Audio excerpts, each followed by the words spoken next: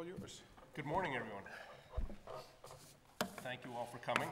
I'm Joe Martens, the Commissioner of the Department of Environmental Conservation. You're going to hear a few words from me this morning, and then I'm going to turn it over to Governor Cuomo for today's announcement. I'd like to first acknowledge some very special guests here with us in the front row. Eric Kulisade from the Open Space Institute, who I've had a long relationship with. Eric is a colleague. As many of you know, I used to work with the Open Space Institute for many years, and Eric has carried on a fine tradition there of protecting lots of open space around New York. Robin Dropkin, the Executive Director of New York Parks and Trails, who I also have had the pleasure of bicycling in different parts of the state with, and Parks and Trails just does an extraordinary job of promoting outdoor recreation, which is the topic the governor's going to hit on today. And then finally, Jackie Mullen, who also works with Robin at New York Parks and Trails. As many of you know, I had a long career before I joined this administration in the environmental field. In fact, I've been working on environmental issues for so long that when I started, my hair was dark brown. But in all those years and in all that time, I have to say that the past 3 years with the DEC and the governor's administration have been the most exciting in the environmental movement that I have seen. Over the last 3 years, we've accomplished a great deal. We've cut greenhouse gases. We've provided unprecedented access to public lands around the state. We've cleaned up New York's waterways. And notably, we did the largest state land acquisition in the last 100 years with the purchase of the Finch Prime lands in the Adirondack Park. And we've also toured upstate communities to promote all the upstate wonders and tourism like never before in this state. And as most of you know, the governor is not a passive participant in the promotion of outdoor activities and sports. He is what I would call a very active participant in all forms of outdoor recreation, and I've been lucky on many occasions to be with him both enjoying and promoting New York State's great outdoors. And today he is here to take the next big step in getting New Yorkers out in the great open spaces of New York, enjoying fishing, hunting, and our unparalleled state park system. I'm pleased to introduce New York's #1 outdoor enthusiast, Governor Andrew Cuomo. Thank you. Thank you very much. First, let me thank Commissioner Martens for his kind introduction. And he made some comments introducing people from his past. I don't want to discuss the commissioner's past, but I had another person from the commissioner's past on the telephone yesterday, Christopher Cuomo, my brother. And Joe was in the office and we were chatting, and Christopher knows Joe Martens from a previous life when he was serving with a different Governor Cuomo. Chris remembers Joe not for his environmental accomplishments, but for his basketball skill or lack thereof. I'm just reporting. When my father was governor, they had a basketball league that they took very seriously. Some accused my father of hiring people for state service just because of their basketball skills. But they took this quite seriously. They would go through a season, and then they would have a draft at the end of the season, depending on what team ended where. My father's big ringer was my brother Chris, who was a great basketball player. He says he was a great basketball player. Great is marginal, but he was adequate on the court. And he played against Mr. Martens a couple of times and was talking about how Mr. Martens was, let's say, vertically challenged on the basketball court. Not to bring up people's past. But while he may not be great on the basketball court, he's been a great commissioner for the environment, for the state, for the people of the state, for the groups that care about the environment. He's changed DEC culturally. He's made it much more affirmative, much more positive, and it's all for the better, and today is another example of that. I also want to thank Commissioner Harvey and Commissioner Fiala and Deputy Commissioner Sampson. This is a very creative project. It sounds simple, but sometimes in government it's very hard to accomplish functions and operations that would sound simple. And this touches on a number of topics that are important for us in the state. First, it's about tourism, and tourism is big business for this state. It's about a $100 billion industry. Fifth largest employer in the state of New York is tourism.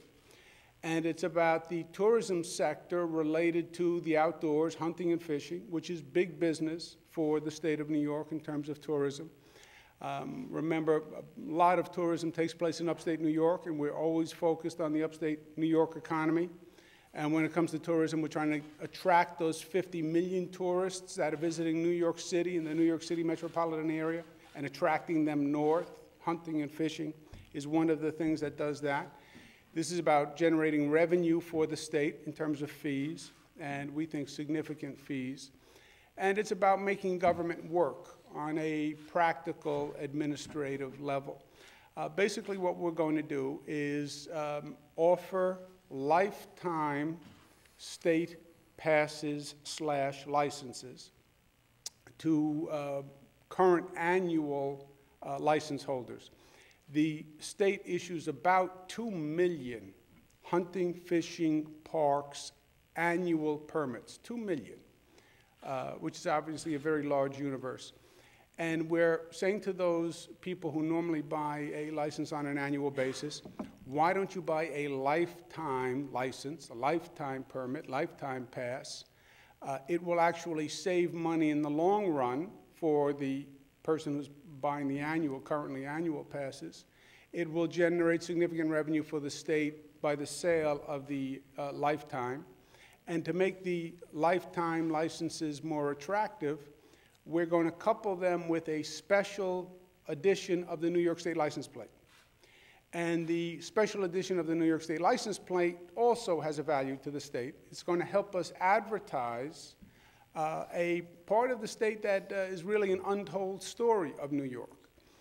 New York State has many assets and attributes, and one of them is it's a haven for sportsmen. When you look at the hunting, fishing, parks, opportunities that we have, New York is literally in the top spectrum nationwide of states that offer opportunities for people to fish, hunt, and we have, I would say, one of the best park systems in the country, period. People don't think of New York, outside of New York, in terms of hunting, fishing, et cetera, and they should. And that's part of what this special edition of license plates are going to do. We have the I Love New York fishing plates, hunting plates, and I Love New York parks.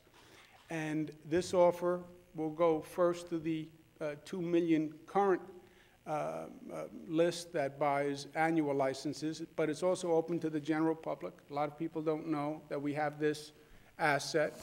The fees for a hunting, lifetime hunting license will be about $535. Plus, we have a package offering, if you will, where you'd get a special plate of these designs, and the cost of the plate and the cost of the renewal of the plates is included in the purchase of a lifetime hunting license. Fishing license, about $460 for a lifetime fishing license. Again, you'd save money over the annual fees, and we have a series of fishing plates. Parks, $750 for a lifetime parks pass, and the special edition parks license plates, and the fees are also included in that.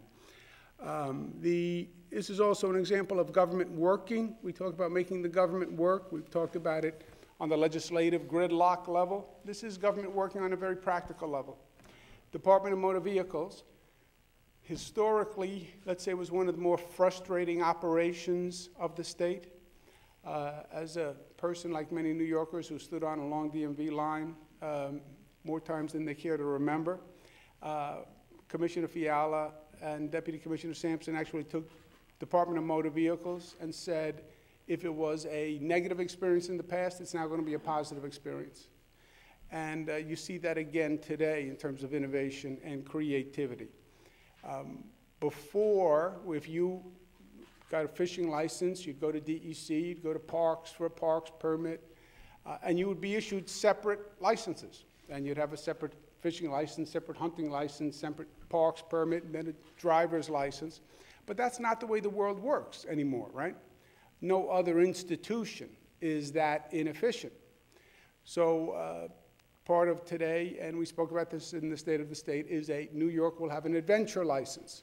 So you can have all of your state licenses both accessed through a single website and displayed on your driver's license. So you don't have to walk around with 3 or 4 or 5 different permits and licenses. Everything can be on your driver's license. If you have your driver's license with you, then you'll have everything else included. And you won't have to worry, I have to go home and get my fishing license, I have to get this, et cetera. So that's an innovation by DMV, which has Department of Motor Vehicles interacting with every other licensing agency in the state and using technology to get it on the DMV adventure license. I've already thought about what plate I'm going to have. I'm going to put in first before it gets picked. I'm playing with a version of this. You know, gone fishing, right? I'm going to have gov fishing, which is sort of a, but I'm going to apply for this one, and I want the commissioner to know now. Don't issue this plate to anybody else, though, because I see some of them who might try to apply. But the designs are different, and I think they're attractive. I think they have appeal on a number of levels, and again, it will advertise a very important part, an asset of the state that deserves to be advertised. One other announcement, and then we'll take your questions. Unrelated, we are monitoring the weather once again in the quote-unquote world of the new normal and extreme weather, where extreme weather has become all too common and all too frequent. We're looking at a very bad snowstorm that would affect primarily the eastern part of the state, downstate primarily, New York City, Long Island, northern suburbs, but then coming up to Albany, North Country on the eastern part of the state. It is going to be serious, and it should be taken seriously. We'll be monitoring it throughout the day. We have the Emergency Operations Center on alert. Because of the storm, we had planned to go to the Adirondacks tomorrow and do an event at Lake Placid. That's going to be postponed because of the weather. We don't want people traveling, and we don't want people having to travel unnecessarily in dangerous conditions. So we will be postponing that event, and we'll be monitoring the weather. With that, questions, comments? Be our pleasure. Mike? On the plates and the cost, are you concerned at all that this could be seen as a one-time for your budget this year at a cost of, as you said, a couple million licenses every year? Isn't that a cost to the state long-term? It's not in the budget, Michael. We don't count any revenue from this in the budget. Besides the normal annual sales. We haven't scored this. I'll check with Magna, but I don't believe we've anticipated in time for this budget any sales from these lifetime licenses. But then next year, it would have to be included in the budget too, right? Next year, depending on how successful the program is, there could be a reduction in the number of annual licenses if this worked very well. Or they would be buying, we hope. This is going to continue on an ongoing basis, right? Hopefully people buy an annual license this year, or they buy it next year, or a lifetime license this year, or a lifetime license next year. So there's not a set window. They can buy a lifetime license whenever they want to. But it would be a reduction in your revenue, assuming that a lot of people buying this would be people who are getting annual licenses anyway. I would hope we have that problem. I would hope we have a windfall of revenue this year. What about years from now? It's not that big a concern? Well, it's not that big a concern on the numbers. But I don't believe your question was one shot, which would suggest we score it this year and we're booking a large amount of revenue that is not replicable. First, it's not going to be a large amount of money in the scope of the overall budget. And I don't believe we even score it this year. Governor, what's your reaction to a report that, well, it hasn't come out, but is leaked out, critical of the handling of Hurricane Sandy, saying that by having two op centers, it stretched resources thin, and there were problems with communication, et cetera. Ken, I haven't seen the report. I think and I'm sure agencies go through whatever internal evaluation processes they do. I think our response to Hurricane Sandy worked, and it worked very well. Sometimes you know when it works, and sometimes you know when it doesn't work. In the emergency management and emergency response field, it's inarguable. The results are inarguable because either it works or it doesn't work, and the evidence is very clear. So our response to Hurricane Sandy worked extraordinarily well. Governor, on Ken's question, are you concerned that the report was apparently handed off to Homeland Security back in August, two versions of it, and it does contain considerable criticism of Homeland Security and of the second floor's response, and as you say, you haven't seen it yet? No, but why would I see it? I don't, an agency goes through its own internal management evaluation processes, and whatever they think they should do, that's fine.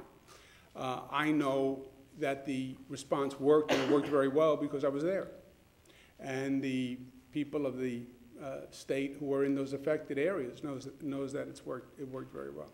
So I don't know what standard or what criteria they're using. One of the points that the report made was that it wasn't a wise decision to fire the director of OEM at the height of the storm, that it decapitated the agency. Do you respond? The director of which agency? OEM, office, I believe it's Office of Emergency Management. And who was let go? He had taken trucks and diverted them to his house to remove trees, and he was fired as a result. A person was fired for using state resources. Right. The report said that this person was extremely qualified and was really needed to oversee the response, and at the very moment he was needed, he was fired, and the report suggested it was because of public relations rather than substance. So the report says if somebody does something illegal, they should be kept in their job? Then I would disagree with the report. On Homeland Security, do Can you you say as to whether you're comfortable with Commissioner Howard carrying a weapon to state facilities over the last 3 years without any official documented waiver from state facilities to allow? If he has, assuming he has a state license to carry the weapon, yes. You're okay with that? If he has a license. Are you okay with other commissioners carrying guns to work? If they are licensed and they're in that field of work, I don't know that I would be comfortable with Barbara Fiala, DMV, carrying a gun. But And you are right. Governor, you of course share power and control of the Port Authority, and I was wondering, how is it that the executive director who you appointed didn't know about the lane closures that were ordered for the George Washington Bridge for 4 days? I don't know, you would have to ask him. Do you think do you have any responsibility for the dysfunction that's been going on there in regard to the lane closure? Which dysfunction? The fact that 4 lanes were shut down heading to the bridge. The situation of the Port Authority has been discussed again, analyzed, investigated. I think everybody understands the situation of the port and how it operates, and that it's a bi-state agency and the authority is split. And there are a number of investigations on the matter that you have discussed, and let the investigations finish, and then we'll get a report from the investigations and see what they find. Then we can either agree with the investigations report or disagree, but at least we'll have some facts. Do you have any concern that there's a lack of control on New York State's end, or something was happening that the people were not aware of that affected people coming into the city? Do you have any concerns that there isn't proper control over the Port Authority, that New York isn't asserting proper control? Well, it is not, New York is not in control of the agency, right, by law. It is a bi-state agency. So it is a situation of shared control and shared authority, by definition. Why is there a bi-state agency or regional enterprise, which is what the Port Authority was all about, because the thought at that time, and it's federal legislation, not just state legislation, was that you should have a regional transportation network, and therefore you should have shared control, and that's what it is. Which would imply that you would know about the actions that were taken in New Jersey. Which would imply that you'd have shared control as opposed to exclusive control. Governor, your proposed budget suggests $76 million in savings for no COLAs for human services workers and nonprofits. This would be the 6th straight year they don't get them. 6 years, shouldn't they get a raise? Look, in a perfect world, people should get a raise when they deserve a raise. It's not a perfect world. It's not a perfect economy. We're trying to reduce costs for the state. We're trying to spur the economy, and we're doing that wherever possible. So, yeah, would it be nice if everybody got a raise every year? Yes. On a similar issue, Chief Judge Jonathan Littman yesterday called for a 2.5% increase in the court system's budget, and he says there have been some problems with keeping budgets essentially flat. What do you make of that? Do you think they should have an increase in their budget as well? I'd say welcome to economic reality, and welcome to the situation that families deal with all day long in this state.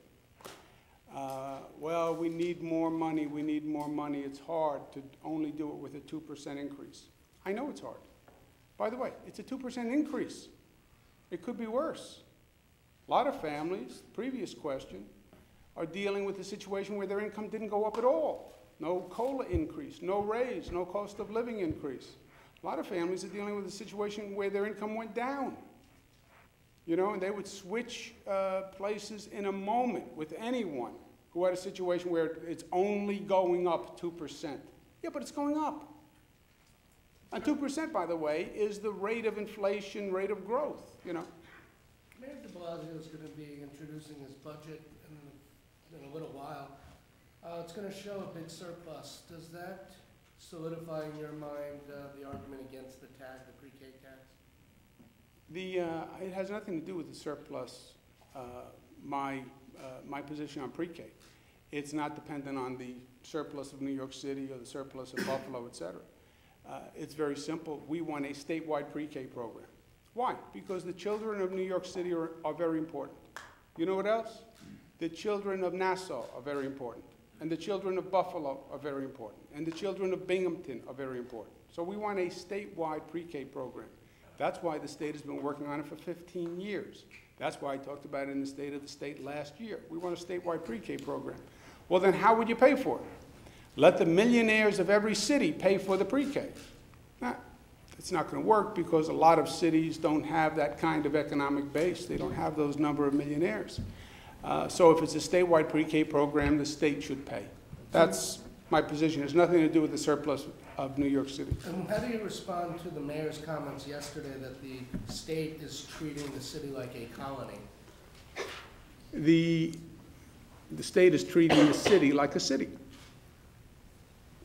right? It's a city. We have cities, we have counties, we have towns, we have villages, we have a state, and we have a constitution. And what the Constitution says is some matters are best managed statewide, as opposed to allowing subdivisions of the state come up with autonomous decisions in those areas. Why? Because you want to have a certain order within the state. Every city has a right to tax. Well, then you could have a situation where cities are competing with each other. It could be a race up, it could be a race to the bottom. And if a neighboring city cuts their taxes, then the businesses move right across the border and they have lower taxes. You could have a competition that could be unhealthy. With sales tax and property taxes, your Startup New York program offers tax-free if you're in a certain area, but other areas don't have it. So how does that differ than the sales tax is approved by the state, right? We do that every year. Governor, your comments on conservatives and Republicans have latched onto your comments several weeks ago about extreme conservatives that you made on the Capitol Press Room. They've made clear that they're going to make it a campaign issue this year. Do you stand by those comments? I was I was not saying anyone should leave the state, right? And anyone who heard the comments knows that's not what I was saying. To the extent people want to have a political dialogue, that's what it is. But I wasn't saying anyone should leave the state. It's, my position is the exact opposite, right? We have all sorts of opinions in this state. We have people on the, all along the spectrum, and it's one of the things that makes New York special. We can agree to disagree, and everyone has a right to an opinion. Governor, do you think scaffold law needs to be reformed? I would be open to discussing reforms to the scaffold law. Governor, do you feel Last though fall, that, when we were talking about the New Jersey situation, he said, and the Governor Christie had made comments he didn't know about, said I take the governor at his word. Do you still feel that way about Governor Christie? Is there any view that you have now about his statements before and afterwards? No, and Michael, I will wait for, there are numerous investigations that are underway. I think we should wait for the investigations to finish so we have the facts, and then we have opinions based on facts, which is always preferable. What do you make of it? Along that line, Governor, Mr. Foy knew about these lane closures. He sent an email. It's come out. You indicated, I believe, last week in a radio interview that you were unaware that he was aware. Would you like to have known, and why weren't you aware? Did that not filter up the chain of command? I was unaware that he was aware? What does that mean? You said that, I believe. You said you learned that there was this allegation that the lane closures were not done properly. I believe your words were when it hit the paper. Right. So Mr. Foy seemed to learn about this prior to you learning about this. Did he not communicate it to you? Well, we know Mr. Foy learned about it and sent out an email, right? We know that. So he sent out an email saying, this happened and I didn't know about it. So we know from that email that it happened and he didn't know about it. When did you first become aware of this? When it hit the papers or the radio or became public. Did you have any discernible response to it? I know you didn't say anything publicly about it immediately. I didn't personally get involved in it, and whoever is responsible for the Port Authority was dealing with it, but I didn't deal with it personally. I know you and Governor Christie spoke, I believe, in December. Did this come up at all in the context of your call? And if so, could you tell us what was discussed in that call? I was discussing at that time the airports was one of the issues we discussed. Obviously, we're border states, so we have a number of issues, and with the port, we have a number of issues that are going on, and a range of topics that we discussed. One of the big issues for me at that time was what's happening with the New York airports, Kennedy and LaGuardia, and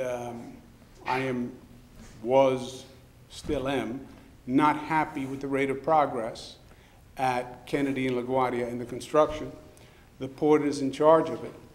The port is a bi-state entity, and the control is shared, but my position is those airports are in New York. The delay on those airports is a problem. It's a problem that hurts this state, and we've been waiting long enough. I know it's the port, I know it's bi-state, but I want to take responsibility for the construction of those two airports. And that is a difficult and complicated situation. I think my position is bona fide, but it's also the port and it's bi-state, so that's what we were discussing. Did you discuss the bridge at all, either in the context of the airport moves or otherwise? No, the airport had nothing to do with it. It's totally separate. Governor, the Mullen panel is missing a co-chair. Do you plan on naming a new one? We are looking, if we find a good one, we're looking for a good co-chair. Governor, do you, if the votes get there in the state senate, do you expect some version of the DREAM Act to be approved this year? And just as kind of a semi-related follow-up, do you plan on speaking at the caucus amendments on that? On the DREAM Act, do I expect it to pass? Is that what you're asking? If the votes get there in the Senate. If the votes get there, it'll pass. Will you approve it, though? Yeah, if it passes. All right, guys. The caucus, I'm going to be attending functions during caucus weekend. I haven't worked out the exact schedule yet. There's a number of functions. Today's Q poll showed that city residents support your plan over the mayor's. Given the mayor says he was elected on a mandate for the tax increase to pay for pre-K, do you think that cuts into his argument? Do you take the poll seriously? And also, a bit of an unrelated question, what's your reaction to him calling the NYPD over the arrest of someone coastal? Is that one question with three subparts, or is that? It's pretty much two.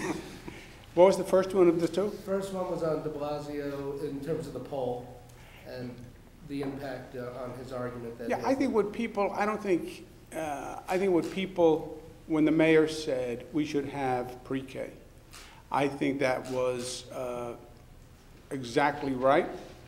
I think it resonated in his campaign. I think he is exactly right to be pursuing the vision of pre-K for the city of New York.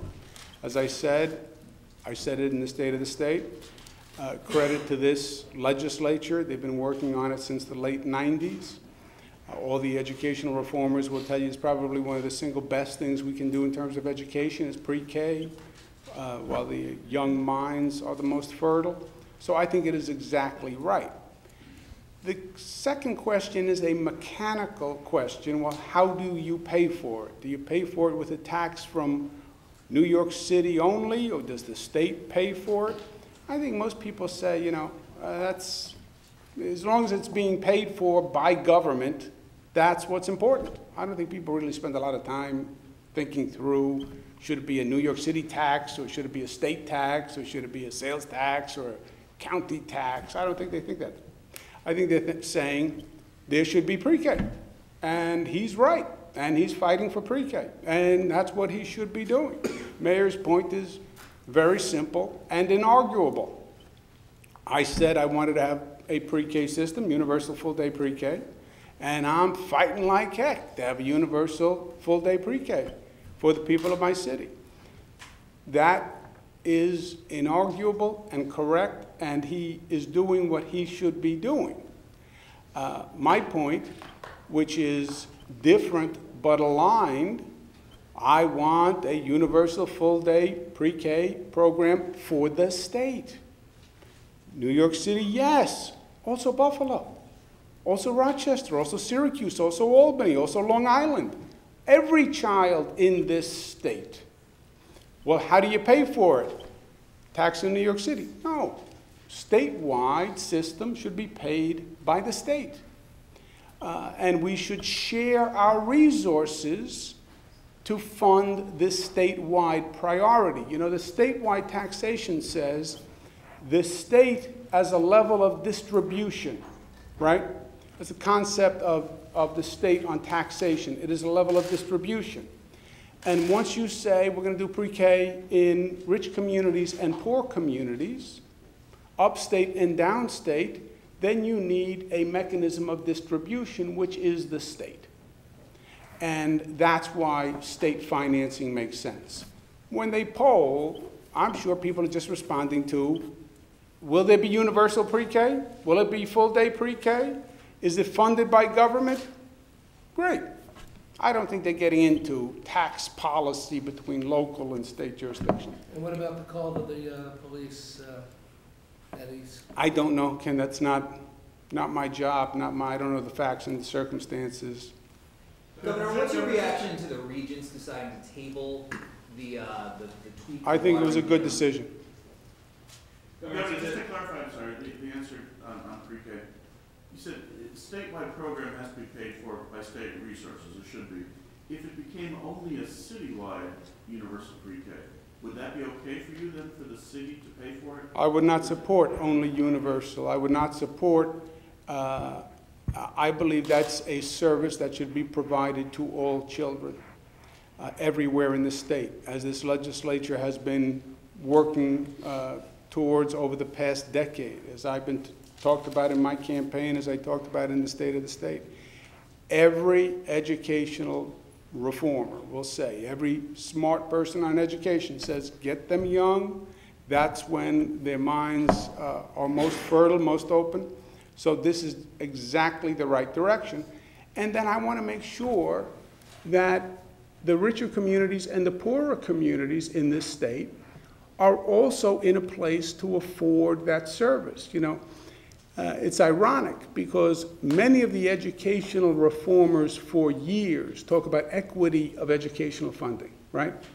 That's often an excuse for just more money, but the concept of equity in educational funding, that we funded the education system from property taxes so richer districts have more money for schools, right?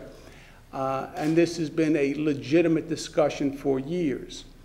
Now we're starting a new grade, if you will, pre-K, universal pre-K, statewide universal full-day pre-K. How should you pay for it? Well, maybe we should let the rich districts have their own, and then the poor districts finance their own. No, that's the exact opposite. That's repugnant to the whole equity argument. It should be statewide, let the state pay, let the state distribute. Not that a richer jurisdiction should have a better quality of program because they happen to have more wealth. That's the exact argument, Michael, that we've been making for years. Equity in education, and we distorted the equity when we financed education from property taxes. And the reformers used to say we shouldn't fund education from property tax. We should fund it from the income tax statewide or federally, ideally, because that would be a fairer distribution. So do I believe the wealth in New York City should be used just for New York City? No. I don't believe the wealth in Nassau should be used just for Nassau. That would place the poorer communities at a disadvantage. And I don't want to do that, especially when we're embarking on a new grade, a new opportunity for the youngest members of our society, and a really exciting new path that we're taking. Let's do it right. Let's offer every child, regardless of race, regardless of what part of the state you're in, regardless of whether you're in a rich community and a poor community, you're all going to receive the same great quality pre-K. And that's a state program financed by the state. And that's what I support. Last question. To that end, Mayor de Blasio really wants to be able to get the pre-K program in the city started by September. Are you open to... I'm ready. As fast as he is ready to move, I am ready. I got my new license plate. I'll put it on the car. I will drive down and deliver the check personally to New York City to open the first pre-K site. Thank you, guys.